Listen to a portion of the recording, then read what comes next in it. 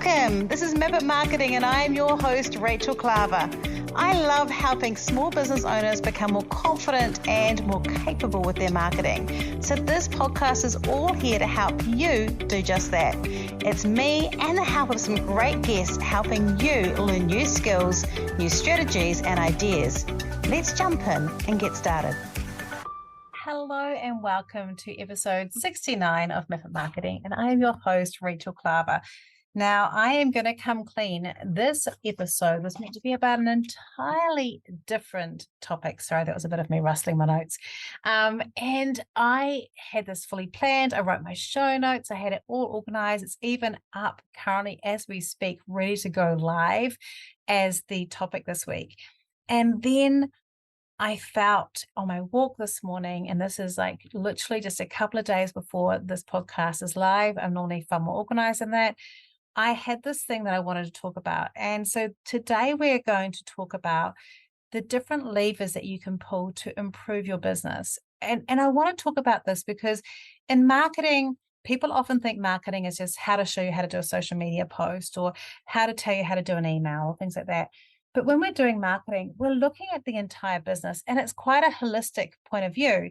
And people forget about that. They don't see that we're looking at that stuff. And there's all these different levers and different activities that we can pull to improve your business.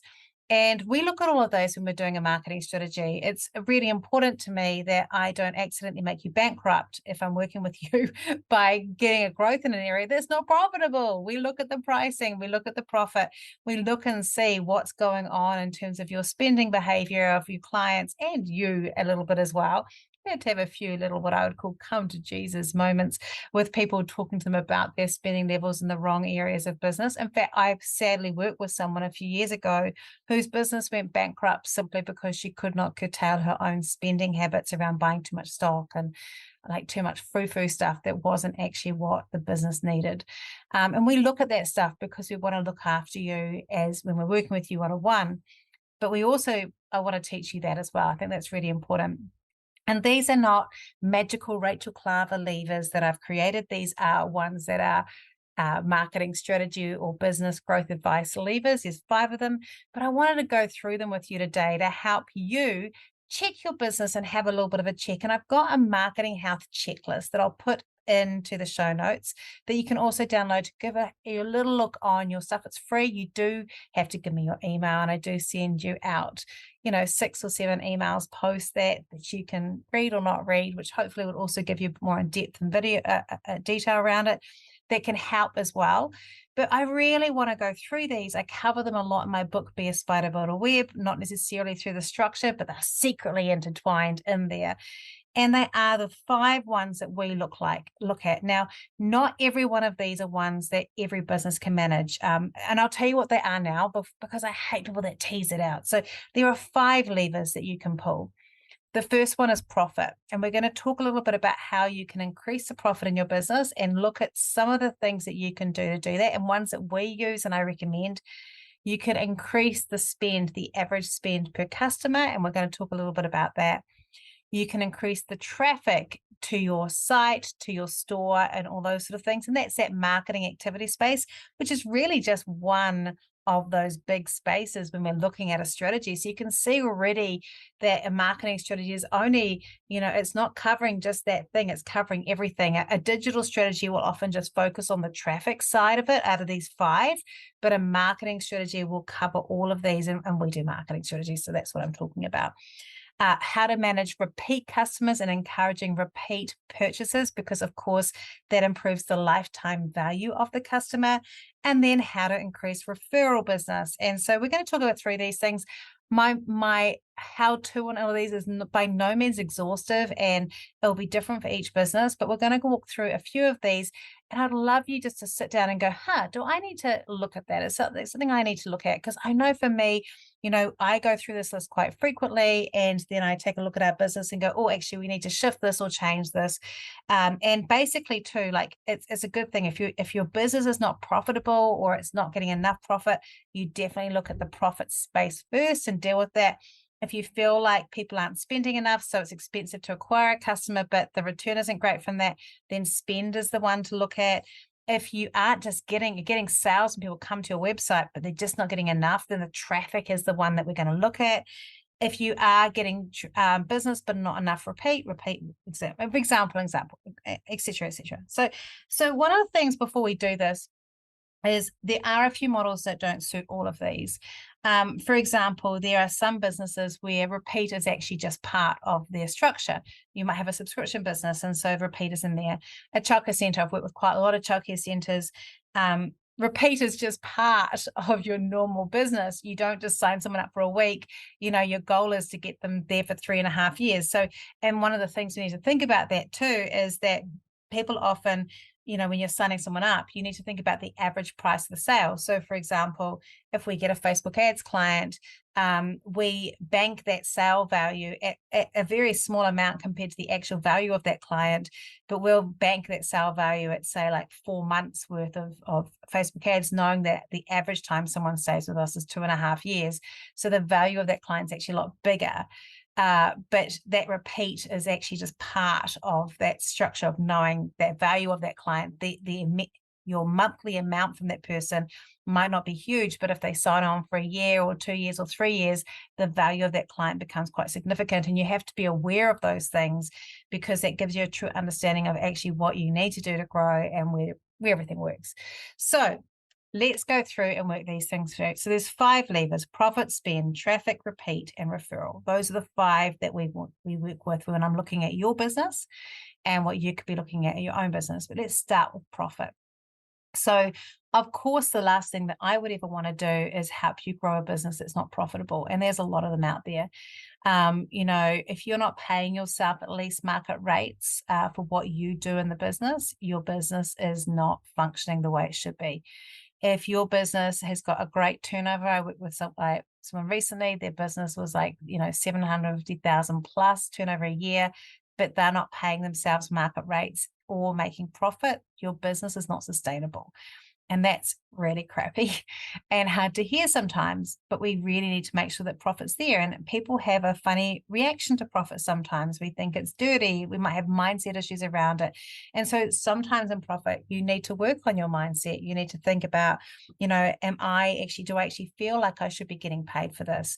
Do I feel like I'm being paid what I'm worth being paid for? We've just recently put up our pricing for my 1-hour sessions. Partly, I love doing my 1-hour sessions, but we put the prices up because the output, the end result for our clients and the people using it was massive. And I wanted to make sure that I was coming to those knowing that I had to totally bring my A game, give more time, and also be paid a little bit for some thinking time that I might need to do beforehand to really maximize that time, which isn't necessarily paid for in that 1-hour session, but is definitely paid for by the person who is booking that time. So those sort of things. So thinking about your value, the value that you give, making sure that things are profitable. So that's a start. Thinking about your pricing as a whole, is your pricing allowing for the different margins of different things? Is it allowing for your time? Is it allowing for the products and shifts in products and spaces and time?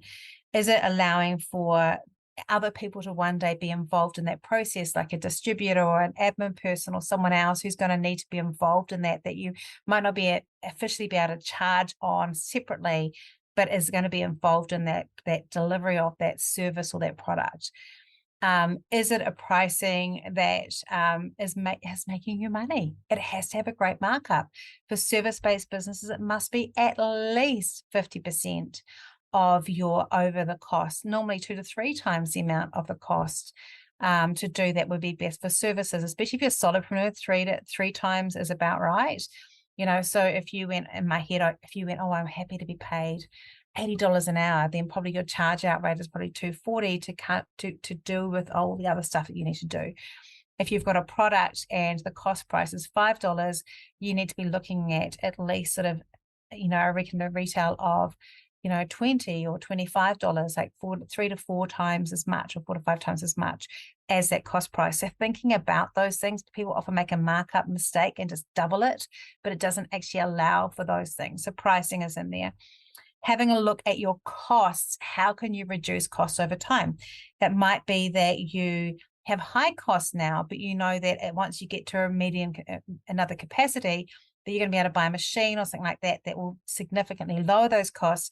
Your strategy might be to basically cope for a short period of time until you get to that point and then cope with that. Or it might be that you work out a price now that's profitable now, but becomes extra profitable when you're able to get bigger in scale and manage that. So that might be another option. So looking at costs. When it comes to costs, it also might be around making decisions around your team and your capacity around different things and your priorities. So for us at Identify, I have chosen, partly because I'm a strategist and partly because I love marketing and that's what I to do a lot of the marketing, even though that doesn't make, I guess, fiscal decisions. There's some stuff that I do that could be done by someone who's cheaper than me. But to create for me an authentic brand, I've chosen that a portion of my time needs to be on me creating that content. And that's really important to me. It's what I teach in Be a Spider, Build a Web, to have that authentic voice coming from the business owner. To do that, though, I also have got other people in my team. I have a Kiwi admin. So I have someone who's a New Zealand person here. And if I didn't have that Kiwi admin person within my team that I was paying like team rates, then I would have a Kiwi or a native New Zealand speaking, Kiwi speaking, because it's our main target market. I would have a native speaking VA here in New Zealand. I also have a VA in the Philippines who is part of our team and I adore. And she does a lot of the stuff that doesn't require to have native spoken English, simply because in marketing, to get that lilt of language, I want to make sure it's more reflective of me. This isn't a thing. But I've chosen to have her. Now, those are costs, but they save me time. So I know that when I give Judy and my team work to do, or my podcast editor, Vera, she's amazing. She'll be listening to this now. Hi, Vera. When I give them those jobs to do, yes, it's a cost, but it saves me more time. And that time can be used either for higher level marketing or it can be used to work with clients. And so sometimes in that profit thing, it's about us passing on some things that create extra costs to do that. And I have this rule with apps too. Now, I love signing up to apps. I have many that I like to use, but once a month I do go through them and I check to see what can I be doing with my apps that are either saving me hours of time. So if an app is going to take me, give me an hour more time a month, and it's less than what I would charge out or the cost of me for an hour, then it's valuable for me to have. And if it gives me more than an hour's time, it's even more valuable. And especially because that's still going to be cheaper often than paying a team member to do that same work. So sometimes in profit, it's not necessarily about just cutting costs, and we should be cutting costs. Think about things. We don't have to go down to the one-ply toilet paper of everything that we're doing in our marketing. No. But we do need to think about how we can reduce costs that are unnecessary. What organizations are you part of or things that are costing you money? Are you getting a return from them? What is working there? Are there things that you're buying, subscriptions that you're paying for? Are you getting a return from them? Are you using them? And if you're not, maybe you need to move them from. That's what we need to be thinking here. So profit is all about reducing cost and increasing the profit. And another little part of this is making sure that you choose your most profitable products or services to talk about. And I get stuck on this. I've been talking about this with my coaching group this week because I want to talk about my book all the time. Well, let's be honest, my book, I think, makes me about $8 every time someone buys it. Go, Rachel. That's pretty exciting. Whereas if I sell a strategy, which albeit has more criteria to do that obviously is far more profitable to our business to be able to sell one of those in a chunk. And quite often as business owners, we can so easily get distracted around things that we feel we get like a cool dopamine hit, but aren't great profitable things. And I was doing some sales training about maybe 8 or 9 years ago with a restaurant as part of a hotel thing. And one of the things we talked about was looking at the entrees in this restaurant. And I talked about profit margins and I said, so tell me, what is the thing that you sell the most of? And most of them were like, oh, we sell this scallop meal because it's really beautiful and we sell this oysters thing. And I said, great, now tell me the one that has the highest profit margin. And for them, it was a soup. And literally there was $8 or $9 difference in profit between those. But because the flashy product, which was the oysters or the scallops, which had hardly any profit margin in them at all, felt more special, they were talking about those ones more when they could be talking about the soup. And obviously you don't want to be going soup, soup, soup to people all the time. But one of the easy things you can do is if you have something that's thinking about whether you've got things that are higher profit, are you talking about those things in your marketing? Are you talking about the things that actually have a higher profit margin when you're doing your messaging? Or are you slipping into just talking about your favorites, which might not be that? And that's a really important thing to be also thinking about in terms of profit and the link to marketing as well, because we want to sell more of the things that are profitable. So you might have a few things that you might make or things that you offer that aren't that profitable that you're accidentally talking about all the time. And when we come to marketing, we want to talk about things that will create more profit, will create more growth. So when we sell them, they help benefit our business. So that is the profit lever. And I'm wondering if you have anything that you need to change by listening to that or think about. Do you need to go through your apps? Do you need to look at your pricing? Do you need to make sure that it's being calculated for growth? Do you need to make sure that you're looking at what you're talking about in terms of your profitable products?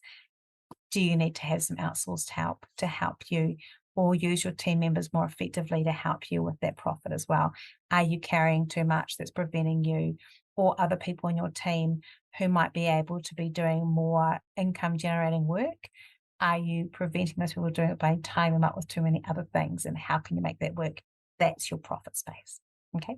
So profit was number one. Number two, the next lever that we can press and move around is around spend. And this is about how much a person will buy from us at one point, the average sale price. And that's going to vary. For a stationery company, it might be $50. For a perfume company, it might be $35. For us, it's around $4K, $4 to $7K. It can vary depending on the service. And knowing what your average sale price is really good, because when you know your average sale price, and on this too, when we talk about repeat, average lifetime customer. So our average sale price is sort of $4 to $7K, but our average lifestyle price is around $10K. Because people will buy over like 4 or 5 years, buy other bits and pieces. Knowing that information is really important. And obviously some of you are like, whoa, my product's only $20. I'm not doing 10K. It doesn't matter. It doesn't matter what that average price is. But our goal is to try and always think about ways that we can elevate that and make it bigger, not to rip off the person, because this is always about the active service, but looking at what is your average sales price? Is it, again, going back to profit, a profitable one? And then think about ways that you can add on to that to help benefit your customer, but also add average sale price. So we might bundle things together. You might have a group of products that you're putting together, or a group of services you put together where you go, hey, you can do this, or you can do other things. Our marketing toolbox, our online course, we used to sell just as it is, but now it's sold with 2 1-hour sessions, because that bundle was something people were using anyway. And we made it a bit cheaper by putting it all together. And that increases the average spend, because it's actually now the only way you can do it. But it also means that the people are getting what they wanted and they were using anyway, with less hassle. So bundling, it can be something that's beneficial to other people. You normally need to make it a bit cheaper overall, because actually, even though you're dropping a little bit of profit, the benefit to the person is they get it all at once, and the benefit to you is you get a bigger sale. So thinking about that, and then also thinking about how you could add cross sales or upsells. So our business is a service-based business. That's not always so good. It's a bit trickier, and I feel a little bit if too many people do that. If you buy a course and they're like, oh cool, buy this thing and buy that thing. Doing those cross sales and upsells during that sales process, for me, for a service based, sometimes feels a little bit contrived, but it works super well for product based businesses. So thinking, hey, if someone buys this product, what's something else that I could sell them that relates to that product? So that's a cross sell. Or what's something I could do to encourage them to have an upgrade from that product to something else? That's an upsell. So thinking of ways that you can really sitting down, and my recommendation around the spend space is sitting down with a piece of paper, maybe talking to someone like me or an advisor, or a business partner around how you can actually create these cross sales and upsells, and how you can bundle things that feel authentic, and how you can actually consider ways to really up that cart. It might just be, adding a little thing on top, like an extra $5. It doesn't sound a lot, but if everyone's doing it on a regular basis and the profit margin on that is $2 or $3, there's no extra shipping. It's light, it's easy, but you're making $2 or $3 more per order just by doing that easy upsell or cross sell. And that's what we want to see in terms of e-commerce. It's the same with products, and you can do it in a shop. That's why we have all those beautiful things. And it's why the supermarkets put the chocolate in those aisles to try and get you to grab stuff. Kmart, like I am sorry, I do not enjoy shopping at Kmart. I know I'm going to lose listeners for this, but I get overwhelmed because my ADHD is too much stimulation. But you go in there and there's a shopping thing and you walk around and it's literally like this curvy snail line of all these different like things that you can just quickly jump in. You're like, oh, it's only $5. Oh, it's $3. And I'm very good at avoiding those now, but there would have been a time that I wouldn't. And that's because they're so good at that upsell of just going and adding other bits and not cross-selling more than upselling, sorry. So adding those bits in. So profit is a lever you can shift. Spend is a lever you can shift. The next one is this big marketing chunky one. And we probably will miss stuff on here because this is why I do a strategy with someone and it'll be different for everybody. But the old name for this section is footfall, getting people into your shop. And I like the word traffic because the way I describe it is that I want you to imagine that the whole of the internet is this very, very busy train station. And there's all these trains coming and going, and people are suddenly finding themselves in this train station, all the people on the internet on this train station. And your job is to make your train that goes to your website the most attractive one ever and most engaging one. And it might be, you might have a train that leaves from the Facebook station. You might have a train that leaves from the Google My Business station. You might have a train that has a really good map in Google because you've got good SEO. So that when it searches and they're looking for a destination, you come up and it goes straight to your destination, which is your website or your shop. It might be that your train is leaving from TikTok or LinkedIn. Your train could be, you might have like a directory that is, people have been there before. So you might have like a little list to remind them to go back to the train station because they're in their emails, and that's email marketing. So there's lots of different ones, and you make the most beautiful trains and they go, oh, I love that train. And they hop on it and they go choo, choo, choo, choo, choo, choo, choo, all the way to your website. And that's traffic. That's traffic. And here's the thing. We need the traffic. We need this critical massive traffic to get sales. On a service-based business, a good rate of conversion, if you're getting new traffic to your website, so not people who just know you, but new traffic to your website, is that for every 100 people that come to your website, around 1 to 3% of those people will make a purchase or inquire about making a purchase. So that you need 100 people to get to your website for that to happen. So you need to keep on pushing traffic around all those different marketing activities. And that's why we really focus on things like digital marketing and things that bring people in. It could be advertising as well, obviously. So you could use advertising, but that traffic is all that digital marketing and all that normal marketing activity that's bringing people in. And the reason we push digital marketing as a digital marketer who also happens to be a marketing strategist is it's so easy to measure it. You know, I'm not against radio. I've used radio in the past. I love it. I've used print. I've just recently been using print for a few things, and print can also be good, but it's really hard to quantify the traffic. So those things are good, but we really, for small businesses, because your budgets are small, because you need to understand that what you're paying for, what you're spending time is working. We really rely on that digital side to really get an idea of what things are going. And there's tools you can use. I use Metrical. I sync up all my accounts with that. You know, one of the reasons that I've got into YouTube this year is that 20 to 25% of all my traffic is coming from YouTube, which is so intoxicating for me because it's so easy. And that traffic is definitely converting to sales. that traffic sometimes, I worked with someone recently and they have great profit margins. They've got great spend. They have great repeat customers. They have great referrals, but their problem is they're just not getting enough traffic. They're not getting enough people for there to be critical mass to buy enough. And so that's when that strategy becomes so important and that activity on digital becomes so important, because you need that traffic. So I said 1 to 3% for a service-based business. For a product-based business, look, you can go up to 7 or 8%, but it's got to be a pretty damn good website for that to happen. And often it's a niche.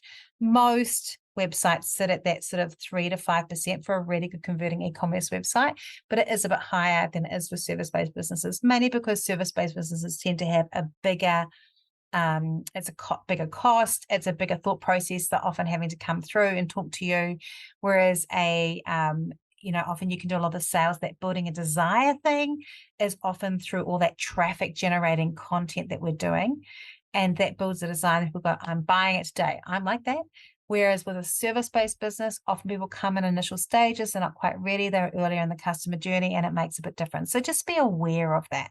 But traffic might be the lever. If you've got everything else and sorted, if your profit margins are sorted, your spend, you're getting those average sale prices, they're all sorted and they're good, then that's where you need to have marketing help and marketing support and marketing strategy, and know where you should be going and what you should be saying and how you're doing it. It's in that space. And of course, if you want help with that, and you want my help, you can definitely get in touch with me. That's totally fine. And you can be part of the Map It Marketing group on Facebook too. It's free to join that group because it would be against the terms of service on Facebook if it wasn't. But also it's free to ask questions in that group. So if you've got questions around traffic, you can come and ask them in there too, but you need to be specific about what sort of business you have, because it's very different for every business. A locally based business can just use Google My Business on Facebook most of the time, and that's enough. Whereas a nationally based business will need to have different things. International, we need different things again and different techniques. So it really is important, if you are asking questions of anyone like me or anyone else, be as specific as possible about what your target market is. And that obviously fits into this traffic. You need to know who you're targeting to and all those sort of things. All that marketing stuff is in that traffic space. All right. So we've got profit, we've got spend, we've got traffic. And then the fourth to last one is repeat business. And this is one of the ones that I have such a bugbear about, because actually so often business owners just don't look after their past customers. And I've had podcasts before about email marketing and things like that, but we need to really care about our past customers, because they've bought from us before. So they're more likely to buy from us again. And we so don't invest our time into those people. I worked with someone just this morning delivering their strategy, and we talked about how she's got this great list of people who've bought from her before. She knows that they love her products. Some of them have bought more than once, but she's not investing that time in email. And if you have got a list, particularly if you've got a list of over 1,000 people and you're not regularly emailing them, you're leaving money on the table. A good email strategy will often contribute up to 30% of your overall turnover. So when you think about lifting your turnover or lifting your profit, email marketing is in there. So repeat business, definitely email. Having regular social media posts to remind people that you're there, and recency. The example I often give, which is a kind of an inappropriate, but I'm going to share it anyway, example, is that imagine you're in a long distance relationship with somebody and you've got great communication, you keep on talking. It's unlikely, because you've got that great communication in that long distance relationship, it's unlikely that you'll think about like moving on to someone else, and these things aren't great. But if it's going well and you're feeling connected with that person and they're kind of reminding them they're there, even though you can't physically see them, and that you're reminding them you're there, they can't physically see you, that keeps that connection going. But if it's a long distance relationship and they disappear off the face of the planet, well then after a while you may mourn, but you also are more open to noticing, wow, what's around, because you don't have this constant connection that's going on. And so often we take for granted those past customers and we want them to be repeat customers, but we don't treat them like we want them to be repeat customers. So, talk to them sometimes directly, especially in your stories, in your emails, in your videos, in your content. Sometimes talk just to those repeat customers. Obviously, your emails are always like that. I call that your community space. If you've got a Facebook group, spend time and nurture in that Facebook group before you jump off and try and find other people, because they're there for you. Talk to them in Instagram stories and all those sort of things. Sometimes bring in those people and talk and make sure they feel valued, because that repeat business is really important to help sustain your business. But it's also really nice to have people who are fans of yours, and we'll talk about that in a minute. So we can do email marketing, talk to them sometimes in your social media, give them treats sometimes. So like you can reward people with email, like if they've spent a certain amount of money, give them rewards, thank them. And the last part of this is do a great job, have great customer service, have great communication, talk to them well. Make sure that you answer their emails, that they feel connected. Don't put all that priority into doing that just with your acquisition, but make sure you do it with this group too. This is something that I admit in my book, Be a Spider, Build a Web. I admit that in this book, that was something I didn't do well when we first started Identify, and I still don't always get it right. Sometimes there'll be relationship breakdowns that are just part of long-term working together when people move and shift. But for the vast majority of times, my focus is always like clients first, past clients second, and then community third, and then fourth would be new people. So that's in my head, that's what I do. So even this morning I came in, I had some other stuff to do, I had some marketing to do, but I had some emails that I hadn't caught up on to people who, one was a past client, so they went first. And then the second one was someone who's potentially a client, they went second before I did the other stuff, because that's that community level of just showing that in your actions that you support those people is really important. So profit, spend, traffic, repeat. If you're not getting repeat business, that's a sign that your business is broken. So that to me is a warning signal. That makes me know that there's problems with customer service or delivery or the way that you're doing things. And we look for repeat business in a healthy business. And we can help you fix that. But often there's quite big things to fix if it's happening like that. And you need to look at that. And that's a scary thing sometimes as a business owner, but don't jump into the other stuff until you fix that repeat thing. Because if they're not repeating or referring, there's a problem.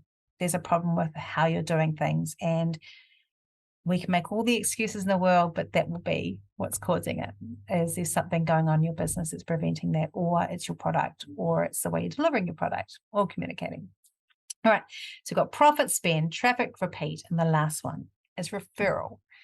And referrals are magic. And I do talk quite a lot in my book, how we went through a stage where we were not getting many referrals. I'll tell you, it's painful to watch other people get referred when you're not.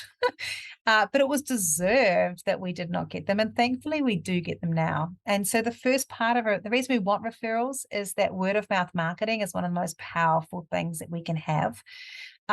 People trust another person's voice over your voice if they don't know you. So if they know that person, they trust them, and they don't always have to know them directly. So even having a testimonial or a review from someone else on your advertising is a really clever part of that. So that, again, this is us using a referral technique in your traffic. So getting those in there and sharing. That's why we share our testimonials, because they do work. And case studies can be part of that as well. So in terms of referrals, obviously getting testimonials from other people and then using those again can help that referral network for people who don't know you. Case studies. So, and I normally recommend paying someone to do your case studies. So case studies are better for service-based businesses. Get a lot of them, you can get really in-depth ones. I've done a podcast in the past about case studies, so hunt that out. That was with Lizzie Davidson, and it was really great. She talked really well around what needs to be in a case study. So, so case studies are in there. Making sure that you do a good job again. So people will talk about a great job. They'll also talk about a bad job. In fact, people will talk about bad jobs more than they'll talk about good jobs. So we really want to keep that good jobs going. And they'll only tell like 5 to 20 people about a good job, but they will tell thousands on social media now. If you don't, I saw a bad ad from a really, really awful ad from a brand, and did like a little podcast, a little TikTok on it. It's had thousands of views and people just keep on talking about that. They've changed what they're doing. And of course, it's stuck there on the internet. Whereas like if I say something amazing about someone, you'll get people going, oh, that's really awesome. And I love that. And it's really good. But not so many people share it. So referrals, so we've got testimonials, we've got case studies, do a great job. And then the last one, which fits into here, is micro influencers. So looking at people who are really good fans of your brand and that are already engaged with your products, already paid for it, people that are paid for it. Influencers otherwise kind of fall into traffic, but I'm talking about people that can make a real difference in levers for your business. People who are already fans, already love your product. And, I did a podcast a few weeks ago with Conviction Skin with Gemma Eade, and this would fit into this. She's using this. So listen to that if you've want some ideas around it. They do have to declare if you give them a gift. They do have to declare it. They can get in trouble if they don't. So please don't try and tell them not to do that. But micro influencers can also help with that referral from people. I'd call it a third party referral, where they're seeing that person, they have trust in that person, and because of that, they then have trust in your brand. So there's a whole lot of things you can do around that, but we need to make sure that the framework's first. So go with the order: profit first. Got a podcast about profit first, but profit first. Sort that out, make sure your pricing's okay, check your costings, reduce those, make your business the most healthy in terms of profit that it can be. If you're taking a hit now, be aware of where those lines are and what lines you need to, the targets you need to meet to move through that. Make sure you've got plans in place to pay yourself properly if you're not already doing that. So that's that profit space. Then we need to look at increasing spend. So looking at how you can increase that average customer spend overall. And so you've got that in your strategy. So you're really thinking about doing it.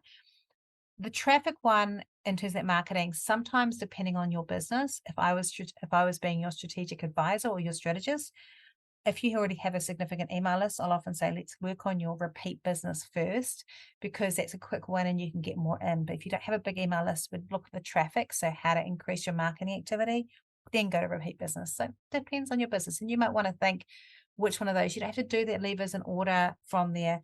And then referrals, that lovely icing on the cake. How can I grow that? How can I make my systems better? How can I make my business better and stronger to help me grow? So those are the 5 levers that you can pull to grow your business. And I hope this has helped you. Do use the marketing health checklist that I've got in here, because I'd love you to use that and analyze your marketing. That's that traffic side that will help you. But also take some time to think about your profit and what your average spend is. Find those things out. You might not know. You might have to have a look in Xero, or have a look in your Shopify stats or other website stats. Have a little look at your repeat business. Are people coming back? If you're using a deep data marketing automation like ActiveCampaign or Klaver or MailerLite, you'll be able to see that history in there, which is really helpful as well, so that you'll be able to see who are my big spenders and what are their patterns, and have I rewarded them? Am I talking to them? Am I treating them with anything different? I should be, because of my VIPs. And really think about that. Like for me, we have clients who spent quite a lot with us, and they get more of my time because that's the biggest thing I can give them. Whereas people that don't get as much, it's just the way that's the only way I can show that kind of level of fairness. So, so think about the 5 levers in a time like this, where some businesses are slowing down, where people are finding it hard. There's still growth opportunities. There's still times that we can do this. So go through it, have a listen, have a look, make some notes, have a look at your business, take some time. If you want my help, you can come and get my help. Otherwise, come and be part of the Map It community on Facebook to ask questions. And of course, you can also read more information from my book, Be Aspire to Build a Web, which there is a link in the show notes, or you can find it on Amazon.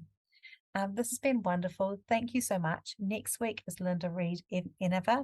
She is a colossally amazing person when it comes to creating course content and running courses, and she educates people on how to sell their courses. And listening to her, I have a little list of stuff I've got to do for a couple of our course landing pages where I've been a bit slack. But I'm going to tell you one thing that she shared with me, which I want to share with you now. She said, if you haven't sold something, I have one question to ask you. Have you mentioned it to your audience in the last 7 days? And I guess that ties in quite well with the traffic lever that we've covered today. It's been lovely to talk to you. I hope you have a great week. And I'll talk to you next week with Linda Reed and Morgan. If you love what you heard today, be sure to hit subscribe. And if you loved this episode in particular, I'd love it if you shared it on social media. Remember to tag me in so I can say thank you. Have a great week, and we'll talk soon.